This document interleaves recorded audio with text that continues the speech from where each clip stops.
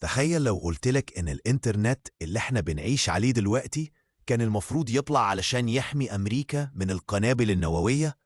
في الستينات أمريكا كانت خايفة إن الاتحاد السوفيتي يفجر محطات الاتصال بتاعتها، فقررت تعمل نظام اسمه ARPANET، شبكة صغيرة بتربط كمبيوترات ببعضها عشان لو حصل هجوم نووي المعلومات تفضل ماشية. بس الغريب، المشروع ده ما كانش معمول عشان الناس تتواصل ولا يتبعت بيه إيميلات ولا فيديوهات تيك توك، كان بس لحماية الجيش.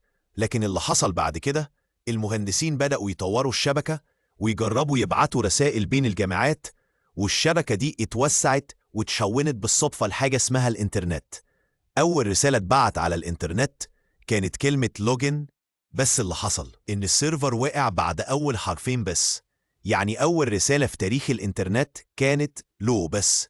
الإنترنت اللي بيحكم العالم دلوقتي بدأ بسطرين كود وكمية خوف رهيبة. اكتب لنا في الكومنتات، تفتكر العالم كان هيبقى عامل إزاي من غير الإنترنت؟